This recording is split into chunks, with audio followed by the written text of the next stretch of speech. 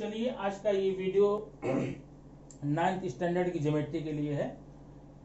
8वीं पास हो जाने के बाद में आप लोग काफी दिन से घर में ही बैठे हैं, आपको मटेरियल नहीं मिल पा रहा होगा, तो हो सकता है आप लोग क्या पढ़ें, कैसे पढ़ें, कहाँ पढ़ें। इसके लिए मैंने ज्योमेट्री का फर्स्ट चैप्टर का आपका दे चुका हूँ, ठीक ना। उसके बेस पर आप उसके जो क्वेश्चन सेट नंबर 1 है उसके क्वेश्चन सारा सॉल्व कर सकते हैं, ठीक है। और जो कोई प्रॉब्लम होगी आप मुझे कमेंट बॉक्स में जा करके कमेंट करेंगे तो नेक्स्ट वीडियो में वो आपको मैं ऐड कर लूंगा, ठीक है। आगे हम आज देखेंगे कुछ और चीजें, समांतर रेखा। अब ये जो सेकंड चैप्टर आपका है समांतर रेखाएं, समांतर रेखा, ठीक है ना। अब समांतर रेखा होती क्या है आप वो देख लीजिए। मैंने ऐसी सारी रेखा, अगर मैं एक रेखा ऐसे खींचूं और एक रेखा ऐसे खींचूं और अनंत तक खींचता चला जाऊं, ठीक है।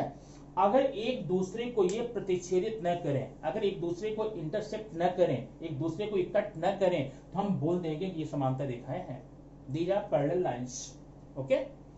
तो अब ये समान, अभी मान लो एक रेखा ऐसे आई, एक रेखा ऐसी गई, ये समांतर रेखा नहीं हो सकती क्योंकि दिख रहा है। हम अगर आगे जाएंगे कुछ देर बाद ये कट जाएंगी और पीछे जाएंगे, इनकी बीच दूरी बढ़ती जाएगी। मैंने ऐसी रेखाएं, ऐसी दो या दो से अधिक रेखाएं जो एक ही प्रतल में जा रही हो, उनके बीच की जो डिस्टेंस है, जो दूरी है, हमेशा बराबर बनी रहे और कभी एक दूसरे को इंटरसेक्ट न करें। हम ऐसी रेखाओं को क्या बोलेंगे? समांतर रेखा, ठीक है।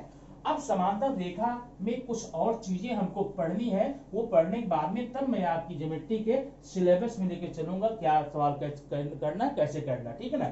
अब जरा ध्यान दीजिए, ये है एक रेखा, ये इसका नाम मैं रख देता हूं L, इसका नाम M।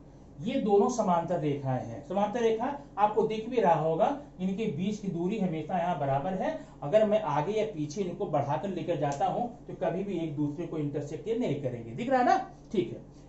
अब इस वीडियो को आप ध्यान से देखेंगे अगर, तो हम जब चैप्टर में चलेंगे आपको क्वेश्चन बताने के लिए, अगर मैं डायरेक्टली आपको क्वेश्चन बताता, बार बार में टर्म्स आते हैं नहीं, इंटरनल एंगल, एक्सटर्नल एंगल, ठीक है ना, और करस्पॉन्डिंग एंगल, अपोजिट एंगल की सारी बातें आती, और सारी बातें आती तो आपको दिक्कत वहां पर हो जाती, ठीक है। तो दिक्कत ना हो, पहले हम इसको समझा देते हैं। अब ध्यान दीजिए, एक रेखा ऐसे आई है, इसका नाम है N, ठीक है।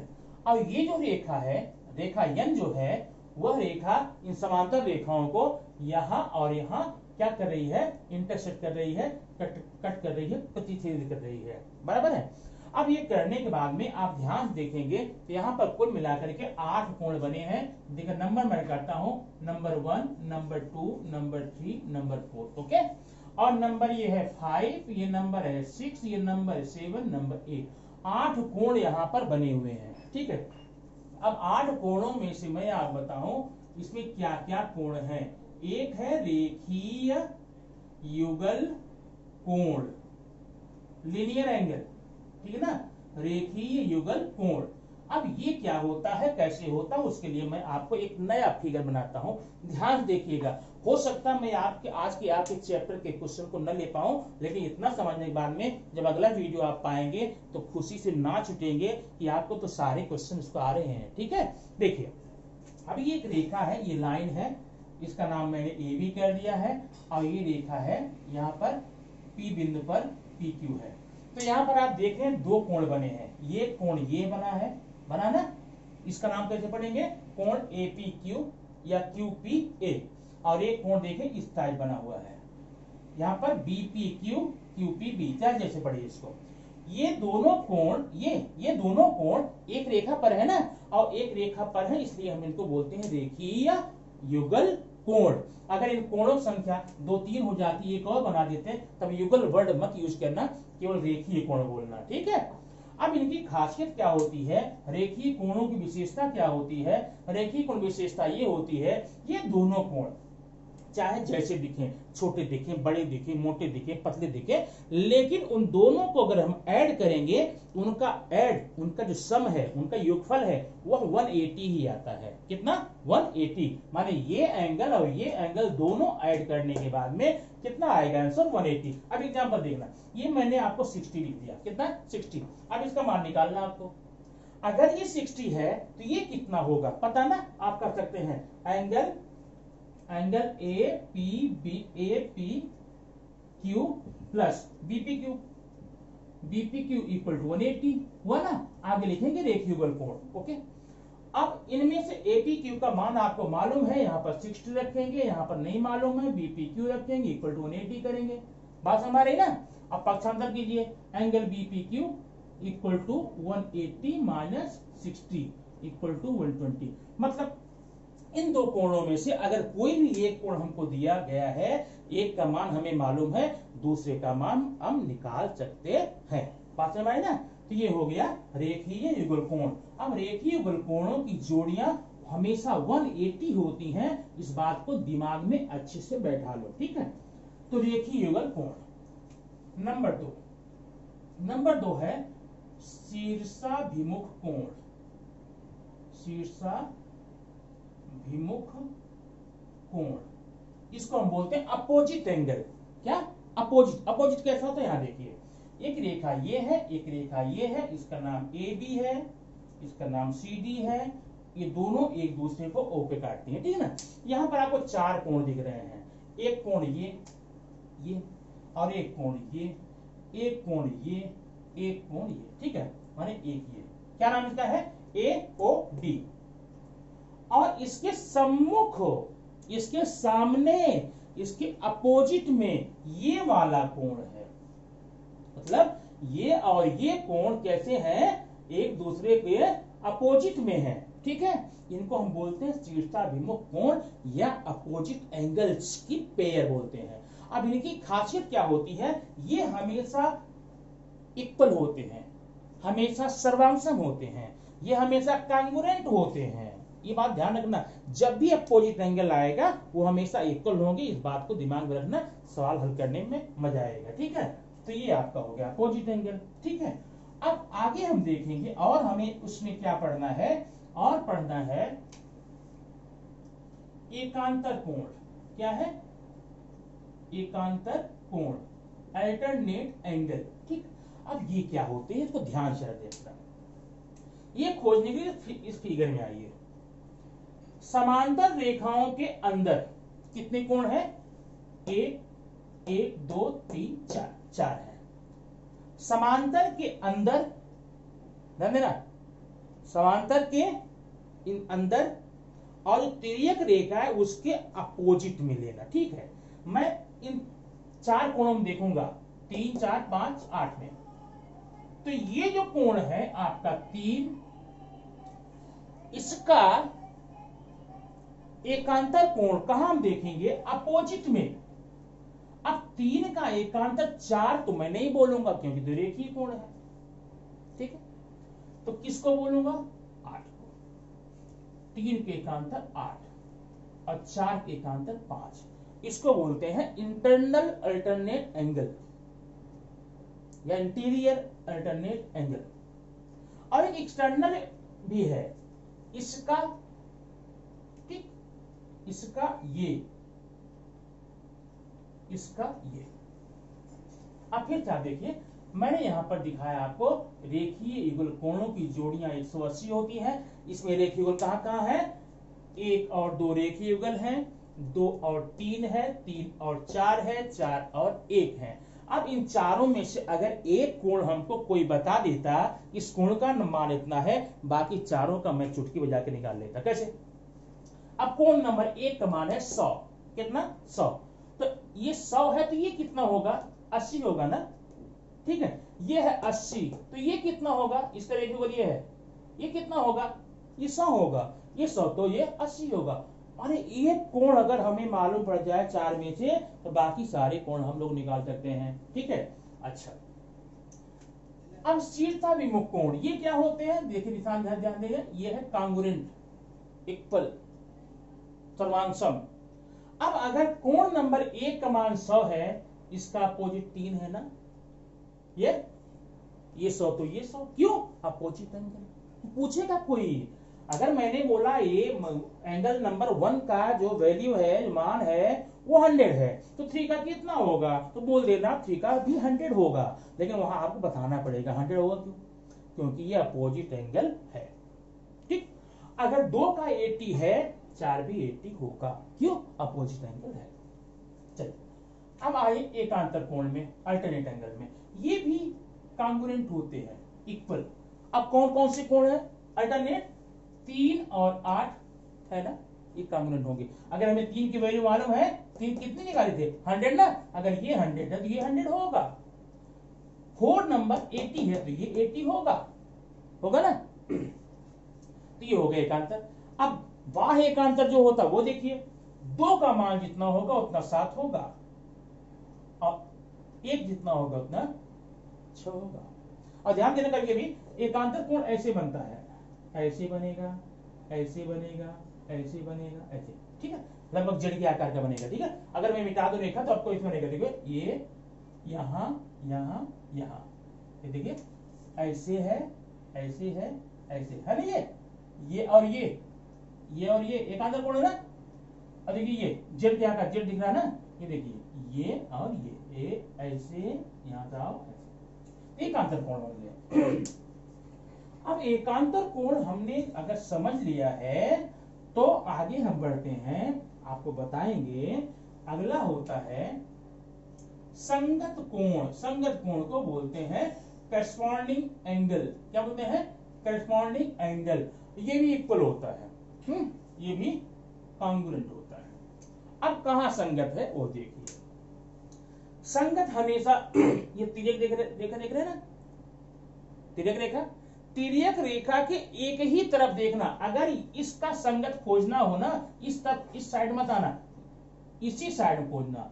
2 का संगत यहां यहां यहां देखना, 1 का यहां यहां यहां देखना। आप कैसे पता करेंगे? 2 का संगत 3 को बोलो, नहीं बोलूंगा, क्यों? ये तो रेखीय युगल है। 2 का संगत 5 को बोलो, पता नहीं, देखेंगे। 2 का संगत 6 को बोलो, पता नहीं, देखेंगे। पहचाने कैसे? अब देखिए, दिमाग में बैठा है।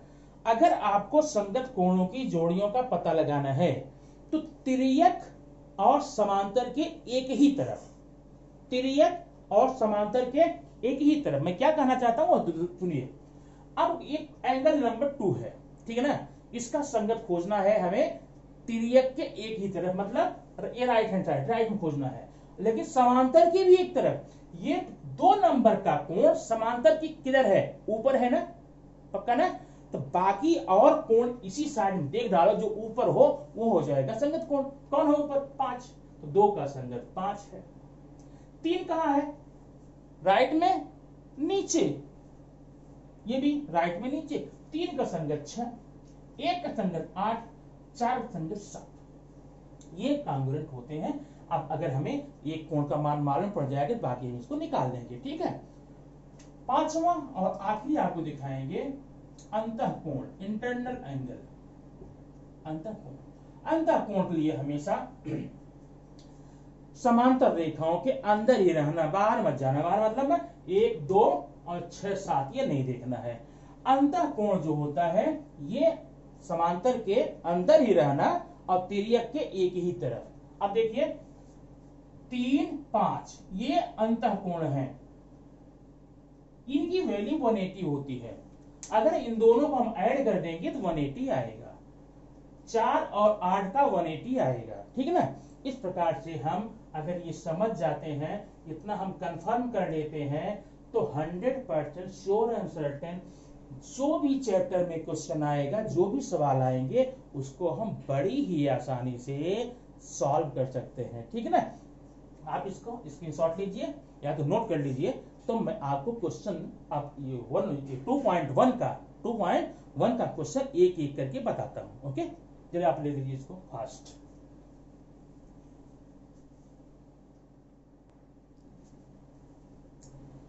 हाँ देखिए, ये आपकी ज्योमेट्री 9 स्टैंडर्ड 9 की ज्योमेट्री का 2.1 का ये फर्स्ट क्वेश्चन है। ठीक ना, पहले आप समझ लीजिए तब इसको हम हल करेंगे। यहां पर दिया गया है ये रेखा आरपी और एमएस ये समांतर है ना, और जो डीके है यह तिर्यक रेखा है। क्या है? तिर्यक रेखा है। अब तिर्यक रेखा जब इन समांतर रेखाओं को प्रतिच्छेदित करती है, यहां पर कुल मिलाकर के 8 कोण बने हुए हैं। कितने? 8। 1 2 3 4 5 6 7 8। अब अगर इन 8 में से एक भी कोण हमको कोई बता देता इसका मान इतना है, बाकी तो चुटकी बजा के हम कर लेते हैं। कैसे? अब मालूम ये देखिए कोण DHP बराबर 85, ये देखिए 85। अब हल कैसे करेंगे जरा ध्यान दीजिए, यहां मैं लिखता हूं हल। अभी काम आप करना होगा, जो कोण दिया गया, किसका मान पूछा है? RHD, कोण RHD ना, कहां RHD? RHD ये। अब ये बताइए, ध्यान से सुनना, ये बताइए ये कोण RHD और जो दिया गया है DHP, इनमें कोई रिलेशन है क्या? कोई रिलेशन मैंने 5 है। अब 5 में से आपको निकालना है। वो रेखीय युगल हो सकते हैं, कोलिनियर हो सकते हैं, अपोजिट हो सकते हैं, अल्टरनेट हो सकते हैं, करस्पॉन्डिंग हो सकते हैं, इंटरनल हो सकते हैं। एक चीज हमको अगर ये मालूम पड़ जाए हम हल कर लेंगे। अब बताइए RHD और DHP में क्या संबंध है? पता है ना, ये रेखीय युगल है। अब रेखीय युगल का मतलब इनको जोड़ेंगे तो 180 आना चाहिए। ठीक है, अब हम लिखेंगे angle RHD plus angle DHP equal to 180 हुआ ना। अब यह होने के बाद में आप यहां लिखना रेखीय युगल कोण। क्या है ये? रेखीय युगल कोण, कोलिनियर एंगल। अब इन दो एंगल में जिनके जिनके मान आपको मालूम रख दीजिए। RHD का मान मालूम है नहीं ना, तो निकालना है। देखिए यहां पर एंगल RHD प्लस DHP का मालूम है, ये देखिए कितना है 85 इक्वल टू 180। बात समझ आ गई ना। अब पक्षांतर कीजिए, angle RHD equal to 180 minus 85 equal to 95। Angle RHD equal to 95 degree मैं यहां लिख देता हूं। बात समझ में आ गई ना? आगे पक्का? ठीक है। इसमें हमें 4 कोण निकालने थे, एक का मान हमने निकाल दिया है, इसका बाकी 3 निकालना है। देखिए इसके बाद अब आ जाइए सेकंड में। सेकंड क्वेश्चन क्या बोलता है? क्वेश्चन नंबर सेकंड क्या है?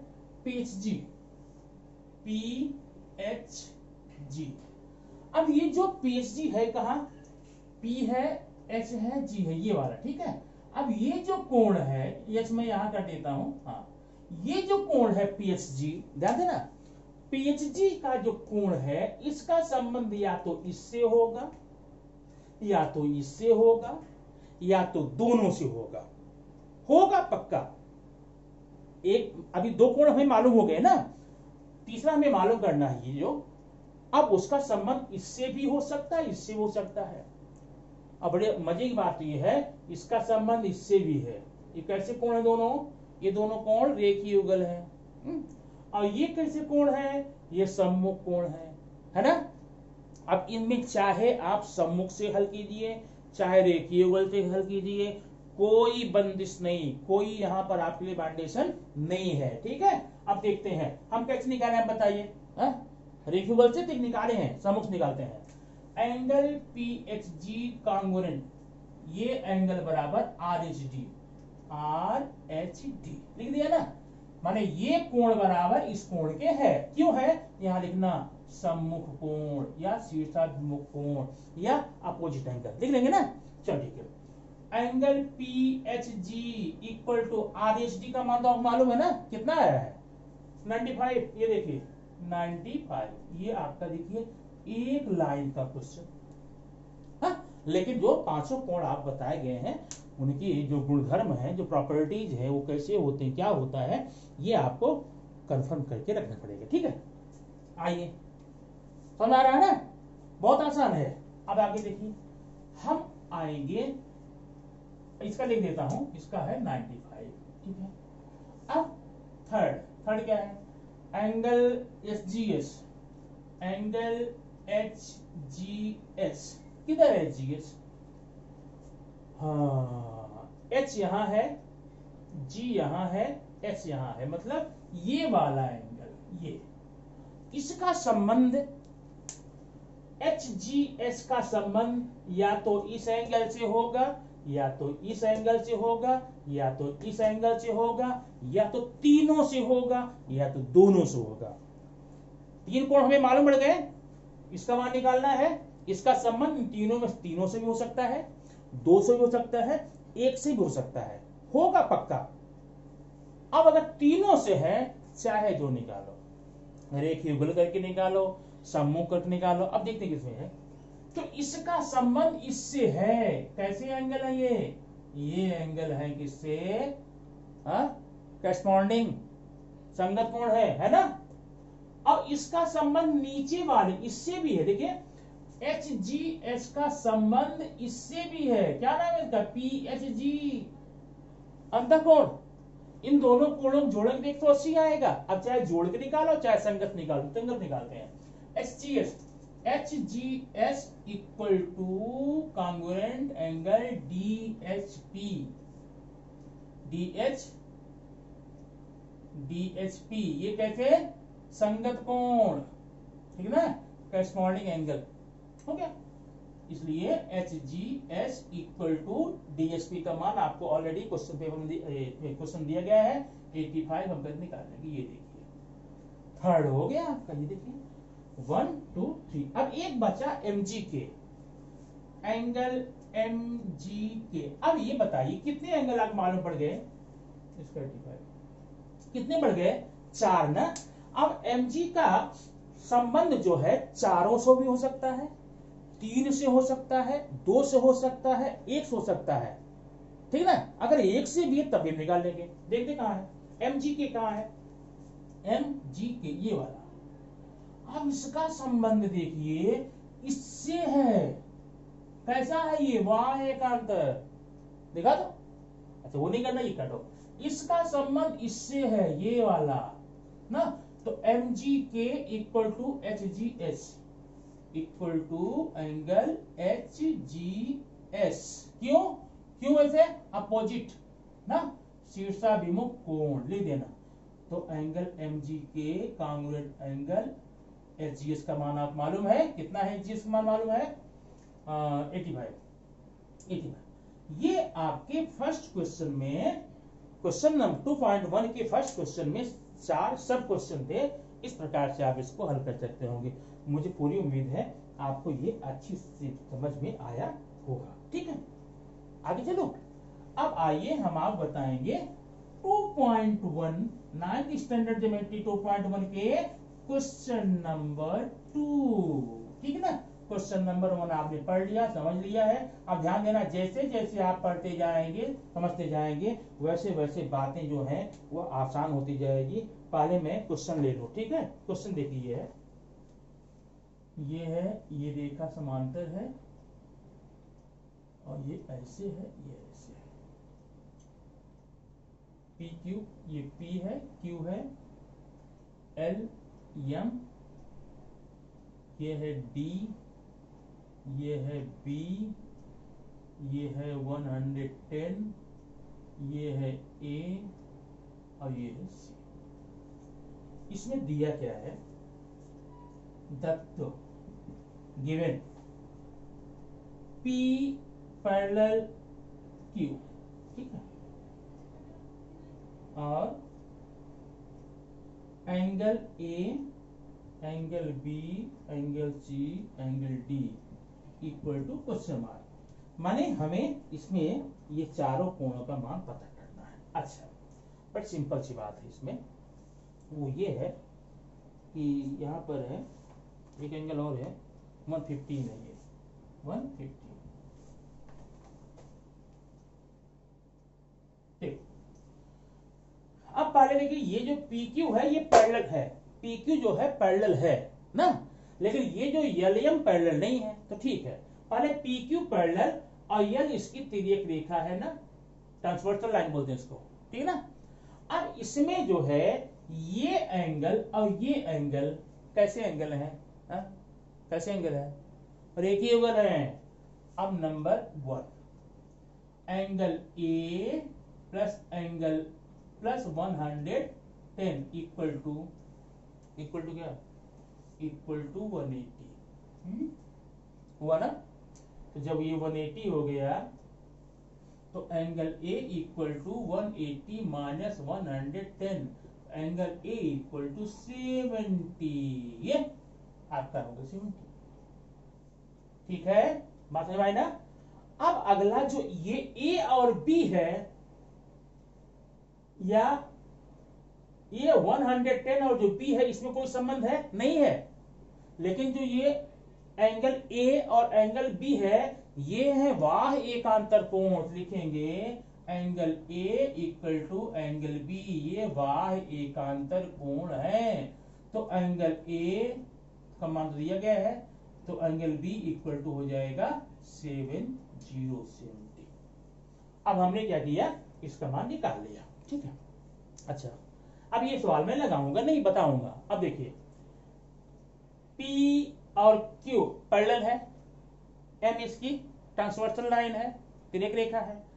तो पहले ये जो D है और ये कोण देख रहे ना, ये दोनों कोण कैसे हैं, देखिए युगल, angle D plus 115 equal to 180, निकाल लेंगे D का मान ना, और जितना मान D का आएगा, ठीक है ना। अब उसके लिए आप एक काम करना, यहां पर आप एक एंगल और ले सकते हैं, x बना लेना, जितना d का होगा उतना x का होगा ना। और x और c क्या है, रेखीय युगल है, इनका मान आप निकाल सकते हैं। ठीक है, अब ये है एंगल क्वेश्चन नंबर 2। ठीक, अब क्वेश्चन नंबर मैं आपको बताऊं थर्ड, 2.1 का क्वेश्चन नंबर 2 था, और 2.1 का क्वेश्चन नंबर अभी हम आपको बताने जा रहे हैं, कौन सा, थर्ड। देखिए ये है, ये नाम इसका है एलएम, यल और यम, ये पैरेलल लाइन। ठीक है, और एनपी जो है ये भी पैरेलल है, एनपी। और यहां पर एंगल दिया 45, यहां पर दिया है ए, यहां पे दिया है बी, यहां पे दिया है सी। ठीक है, अब देखिए इसमें एंगल निकालने के लिए ए का संबंध इस 45 से है नहीं, बी का संबंध है पता नहीं है, सी का है नहीं है। अब क्या करें, ये जो 45 हमको दिया क्वेश्चन वाले ना, ये घुमा दिया। क्यों घुमा दिया, एबीसी हमको मालूम करना था, और एबीसी तीनों कोणों का संबंध इस 45 से दिख ही नहीं रहा, कुछ नहीं है, तो निकालें कैसे। अब हमको एक ट्रिक लगानी पड़ेगी। ट्रिक क्या लगाने की पड़ेगी, एक एंगल हम अपने मन से ले लेंगे, वो कौन सा, डी। कहा लेंगे, अब वो एंगल चाहे यहां ले लो, देखो चाहे यहां ले लो, चाहे यहां ले लो, चाहे यहां ले लो, चाहे यहां, चाहे जहां, कहा लो, यहां ले लो, तुम्हारी मर्जी, चाहे जहां ले लेना। अब मैं यहां ले लिया, देखो। अब बताइए एंगल डी और ये 45 में संबंध है, हाँ है। लिखेंगे एंगल डी ना प्लस 45 इक्वल टू 180, हुआ ना, sorry, angle D equal to 45, क्यों, संगत कोण है, कैसे है, संगत कोण। ये तो हमको इसका मान मालूम पड़ गया। देखियो ये हो गया 45, ध्यान ही देना, हमें इसका मान क्वेश्चन पूछा नहीं था, लेकिन ये निकालने से कि हमको हेल्प करेगा आगे ले जाने में। चल ठीक है, अब ये एंगल डी और ए कैसे एंगल है, बताओ कैसे एंगल, रेखीय युगल है। देखिए angle A plus angle D equal to 180, क्योंकि रेखीय युगल कोण है ना। ठीक है, तो एंगल ए का मान तो मालूम नहीं है, angle A plus 45 equal to 180, angle A equal to 180 minus 45, angle A equal to, आप देख लीजिए 10 में से 5 निकाल दे 5 हो जाएगा, 7 यहां बचा, 7 में 4 निकाल 3 हो जाएगा, 135। ए का मान हमको आ गया। और जब ए का मान आ गया तो बाकी मैं नहीं लगाऊंगा, मैं बताऊंगा आपको, आप लगा लेंगे। ए बराबर बी होगा ना, ए बराबर बी होगा, क्यों, क्योंकि सम्मुख कोण है, अपोजिट एंगल है। एंगल ए बराबर बी, तो बी बराबर कितना आ गया, 135। ठीक है, आप बताइए ये जो डी और सी में कोई संबंध है? हाँ है। कौन संबंध है? संगत कोण है, बी बराबर सी होगा। तो सी का मान कितना होगा? 135 में सबका एंगल हमें जो एबीसी है इनका मान 135 आ गया। ठीक है, तो ये आपका हुआ 2.1 का क्वेश्चन नंबर कौन कौन सा 1 2 3। ठीक है ना। अब एक लास्ट क्वेश्चन आप बताऊंगा, 4th और 5th दे दूंगा आपको होमवर्क के लिए, और 5th आप आराम से कर सकते हैं। देखिए यहां पर ये क्वेश्चन नंबर 4 में बोला गया है कि ये दो एंगल हैं, देखिए ऐसे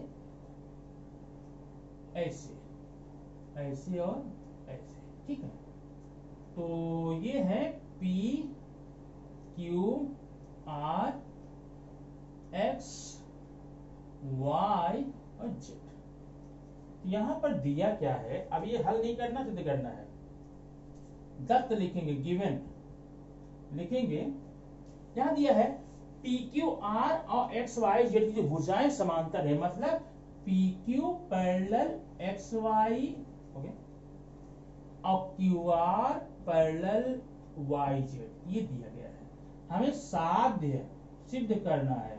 क्या सिद्ध करना है? सिद्ध करना है कोण PQR, कोण PQR कॉन्ग्रुएंट एंगल XYZ। ठीक, अब देखना सवाल।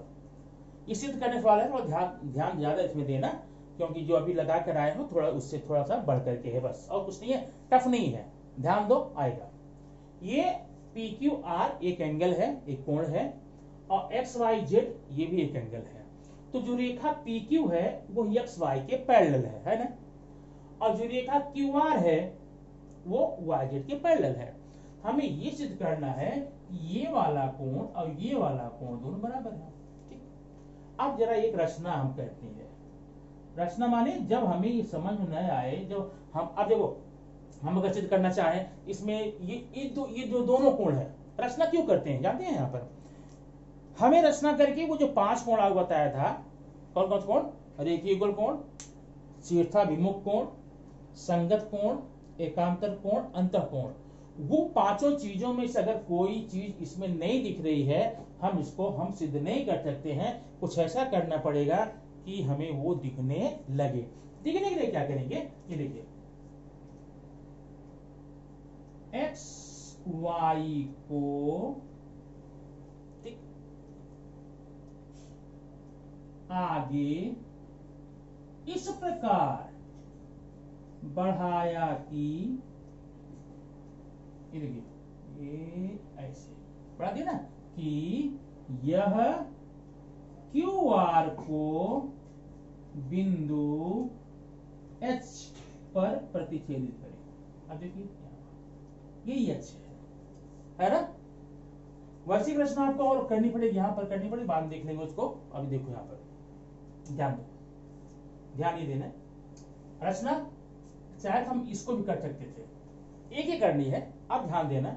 अब यहां मैं लिखूंगा उपपत्ति। उपपत्ति का मतलब क्या होता है?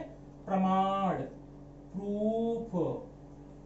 माने ये दोनों कोण इक्वल हैं, मैंने बोल दिया हाँ है पक्का 100% है, क्योंकि मुझे पता है।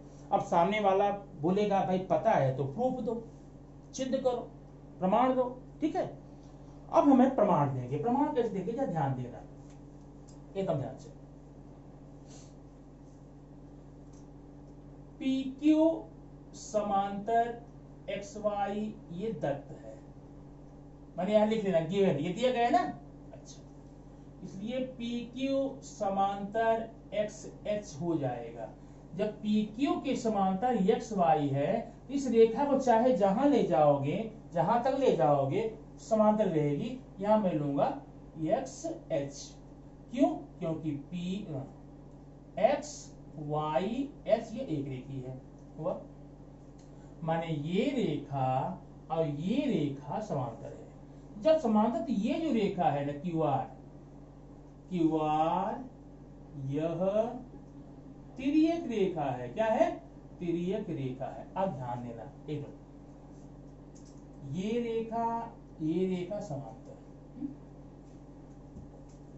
ये रेखा समान, देख रहे हैं ऐसे, एक रेखा ऐसे आई, तो अभी यहाँ पर नहीं काटी, हम नीचे ले लिए, यहाँ पर अगर हम चाहें तो बढ़ा देते, लगेगा हमें कटा हुआ है। तो जब ये रेखा समांतर है, ये तिर्यक रेखा, तो ये कोण देख रहे हो, ये वाला, ये दोनों कोण कहाँ है, ये वाला और ये वाला, ये दोनों कोण बराबर होंगे कि नहीं होंगे? हाँ होंगे, क्यों होंगे? हाँ संगत कोण है, ये दोनों कोण कैसे हैं? करेस्पॉन्डिंग एंगल है। तो इसलिए हम यहां लिखेंगे, इसलिए angle P Q are, angle P Q are ये वाला कॉन्ग्रुएंट एंगल कौन सा? X H are. Equation number 1 यहां लिखेंगे संगत कोण, माने ये दोनों कोण बराबर हमको मिल गए ना। बात समझ में नहीं आई? ध्यान से देखना, पी क्यू और एक्स एच हमने समांतर बोल दिया है, ये क्यू आर है, ये क्यू आर तिर्यक रेखा है, तो ये वाला कोण और ये वाला कोण कैसे कोण होंगे? संगत कोण बराबर होंगे ना। अब फिर आओ समझो, अब यहां लिख देना, अब नाउ क्या नाउ, क्यू आर समांतर वाई जेड, ये दत्त है ना, क्यू आर समांतर वाई जेड। तो जो एक्स एच है, एक्स एच यह तिर्यक रेखा है ना। अब ध्यान देना, ये समांतर, ये ध्यान देना, ये समांतर इसके है, इसके ना, और ये तिर्यक रेखा है। तो जब तिर्यक रेखा, तो ये वाला कोण क्या नाम है इसका? कोण एक्स वाई, कोण एक्स वाई जेड कहां है? ये है ना, ये बराबर होगा कोण x H R, x H are संगत कोण। ध्यान देना, इक्वेशन नंबर 2 हम पहुंच गए पास में। अब ध्यान देना, यहां पर कुल मिलाकर 3 कोण है, 1 2 3 है ना, 1 2, मैं नंबरिंग कर देता हूं, कोण नंबर 1, कोण नंबर 2, कोण नंबर 3। तो जरा समीकरण नंबर 1 में जाकर देखें, पी क्यू आर ये वाला 1 नंबर का कोण 2 के बराबर है ना, 1 नंबर का कोण 2 के बराबर है, और समीकरण नंबर 2 में 3 नंबर का कोण 2 के बराबर है, माने ये पी क्यू आर भी इसके बराबर है, एक्स वाई जेड भी इसके बराबर है।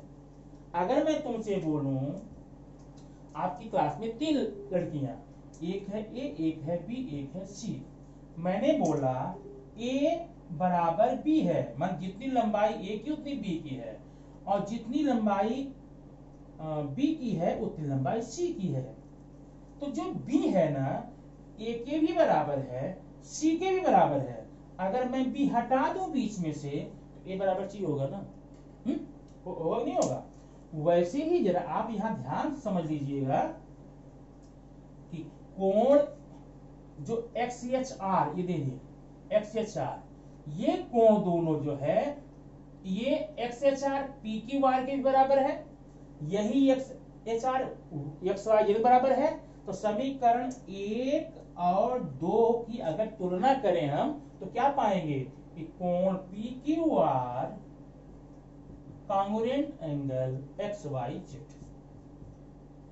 ये हमारा सिद्ध हो गया। यहां बात समझ आएगी, कंफ्यूज मत होना, यहां पर समझ लेना इसको, ठीक ना।